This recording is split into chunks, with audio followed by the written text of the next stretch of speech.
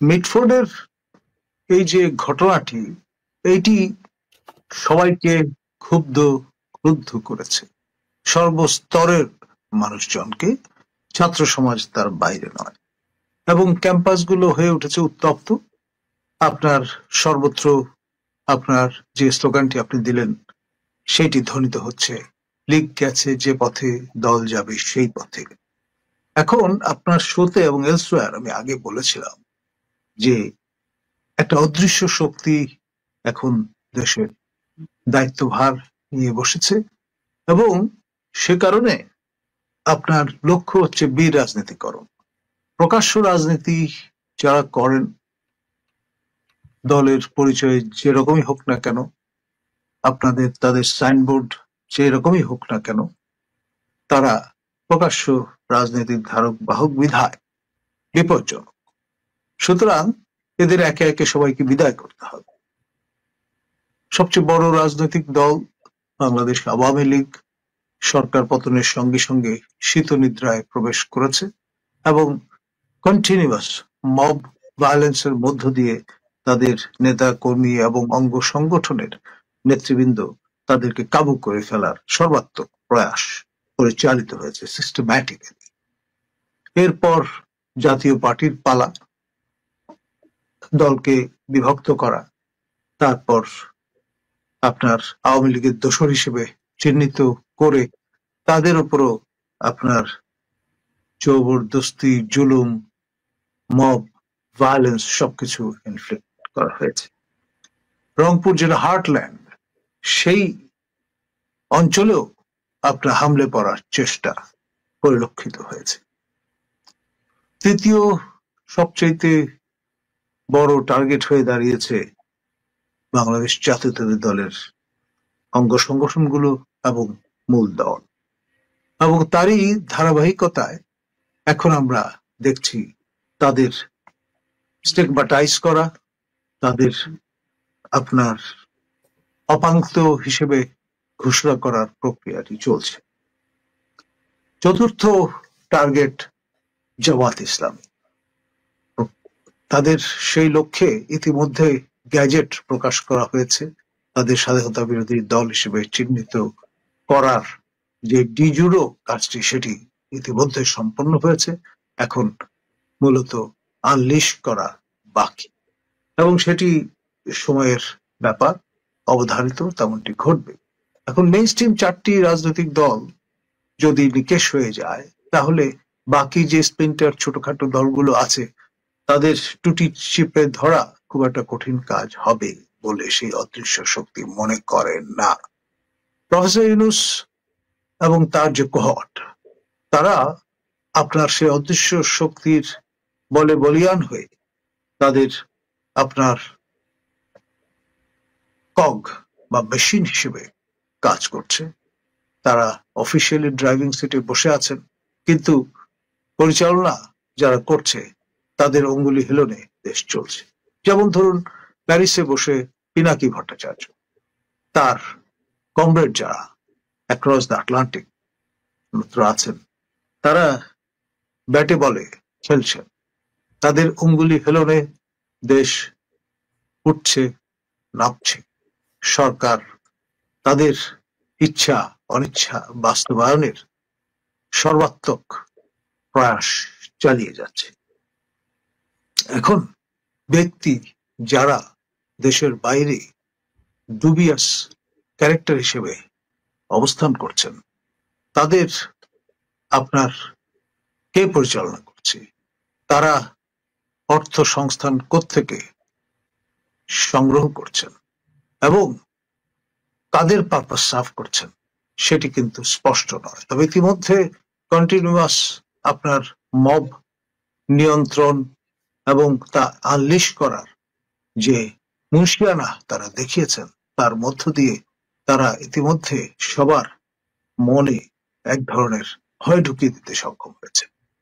এবং মজার ব্যাপার হচ্ছে যে বাঙালি সবসময় দ্রোহের বহ্নি শিখায় জ্বলে উঠেছে এবং সেভাবে দৃঢ় কণ্ঠে উচ্চকিত হয়েছে, এখন এই 11 মাস কন্টিনিউয়াস ব্যাশিং এর মধ্য দিয়ে সেই বাঙালি কেউ যদি আপনার উচ্চকিত হয়, তাকে বরং সবাই মিলে সামাজিকভাবে সাবধান করবার চেষ্টা করে ওয়েল উইশার সেজে, এবং তাকে আড়ালে আবডালে চলে যাওয়ার জন্য অনুপ্রাণিত করে। It is really unfortunate. সেই গেস্টাপো বাহিনী যে কাণ্ডটি করতো জার্মানিতে, কিংবা মসোলিনির যে বাহিনী আপনার ফাসিজম ইনস্টিটিউশনালাইজ করবার চেষ্টা করত, সেটাই নব্য রূপে নব্য বড়কে আমাদের সামনে এসে হাজির হয়েছে। ধন্যবাদ। স্যার, স্যার আপনি আমাকে একটু বলুন আজকে রাতটি বিভিন্ন শিক্ষা প্রতিষ্ঠানে কেমন কাটছে, এইটুকু একটু বলুন। কারণ আমরা জানতে পেরেছি যে বিভিন্ন জায়গায় বিক্ষোভ হচ্ছে, সেই বিক্ষোভটি মেটিকুলাসলি ডিজাইনে হচ্ছে কিনা? ডেফিনেটলি মেটিকুলাস ডিজাইনের অংশ এটি। আপনার স্বতঃস্ফূর্ত ভাবে এটি উৎসরিত হয়েছে, তেমনটি সপ্রমাণের চেষ্টা আছে।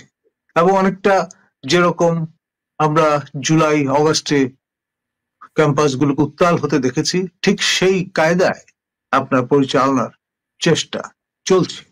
এখন ধরুন, তরুণ সচেতন মননকে কাজে লাগানোর ফন্দি ফিকিরের কোনো ছল চাতুরির কোনো অভাব তো ওই অদৃশ্য শক্তির নেই। তারা অ্যারোগেন্স অফ ইউথ কাজে লাগিয়ে আবারও একটি লক্ষ্যে উপনীত হতে চাচ্ছে।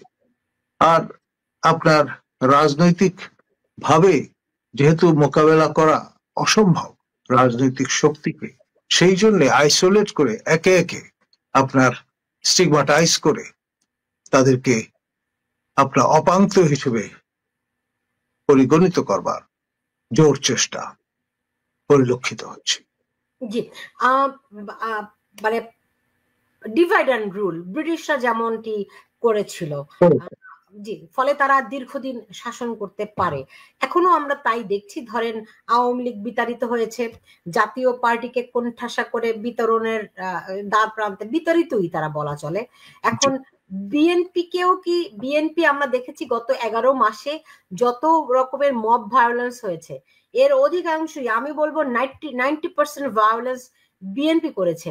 এই যে কালকে যে পুরনো ঢাকায় যে ব্যবসায়ীকে পিটিয়ে মানে হত্যা করা হয়েছে, মাথা থেতলে বিভৎস, আমি ওই বর্ণনাগুলো দিতে চাচ্ছি না, হত্যা করা হয়েছে, সেটি বিএনপির নেতা করেছে। এর আগেও অনেকগুলো ঘটনা, মব লিঞ্চিং এর বেশিরভাগ ঘটনাই বিএনপি ঘটিয়েছে, বিএনপির নেতৃত্বে হয়েছে। এখন বিএনপি একটি রাজনৈতিক দল, তারা এই মবতন্ত্রে গেল কেন? দেখুন, মবতন্ত্র তাদের আবিষ্কার নয়। তাদের নামাবলী পড়ে, তাদের পরিচয় ব্যবহার করে কিছু লোক ভিন্নভাবে আপনার পরিচালিত হয়েছে, এবং সকল নির্দেশনা এসছে প্যারিস থেকে, এবং এটা খুব সিস্টেম্যাটিক্যালি একবার সর্বত্র সকল পর্যায়ে নিশ্চিত করার ব্যবস্থা হয়েছে। এবং আপনার ভুলিয়ে ভালিয়ে রাখবার চিন্তা থেকে আনুষ্ঠানিকভাবে ঘোষণা করা হয়েছে দলের প্রধানকে রাষ্ট্রপতি তারা করতে চান। আবার মনে মনে ঠিক করে রেখেছেন যে না, আমার দেশের যিনি সম্মানীয় সম্পাদক, তাকে অর্থাৎ মাহমুদুর রহমানকেই মূলত সেখানে সংস্থাপন করা হবে, ব্যবহার করা হবে খালেদা জিয়ার নাম, সাবেক মাননীয় প্রধানমন্ত্রী। এই যে আপনার কায়দা করে গুড হিউমারে রাখা একটা সার্টেন স্টেজ পর্যন্ত, তারপর আপনার স্টিগমাটাইজ করে আপনার বিস্মৃতির অতলে তলিয়ে দেবার যে প্রচেষ্টা, সেটি আপনার প্যারিস থেকেই মূলত আমরা দেখেছি পরিচালিত হতে। এখন যেই শহরটি ইউরোপের সাংস্কৃতিক ক্যাপিটাল বলে পরিচিত, সুসভ্য সংস্কৃতির আধার পীঠস্থান, সেইখানে বসে আপনার একেবারে সেই জোয়ান অফ আর্ককে যেভাবে মেরে ফেলা হয়েছিল স্টিগমাটাইজ করে, সেই একই কায়দায় 21st সেঞ্চুরিতে ঢাকা, তার আশপাশে এবং দেশের সর্বত্র তা বিপণনের চেষ্টা চলছে, এবং আমরা নির্বিকার ভাবে সেটা দেখছি। জি স্যার, এটা এটা আমি আমি আরেকটুখানি সুনির্দিষ্ট করে আপনার কাছে আসি। আপনি বলছেন যে বিএনপির নাম ব্যবহার করে এই মব কালচার বা মবতন্ত্র চলছে, আমি বলি জঙ্গলিপনা চলছে, জঙ্গলি এরা। তো বিএনপির নাম ব্যবহার করে মানে কি? আমরা এখন যেই যেই পুরান ঢাকার ব্যবসায়ীকে যে হত্যা করেছে সে বিএনপির কমিটিতে আছে, বিভিন্ন জায়গায় সাংগঠনিক পদে বিএনপির বিভিন্ন পদে আছে। এরকম ব্যক্তিদেরকে আমরা মবের সঙ্গে, মবতন্ত্রের সঙ্গে দেখছি, বিভিন্ন জায়গায় এই ঘটনাগুলো ঘটাচ্ছে।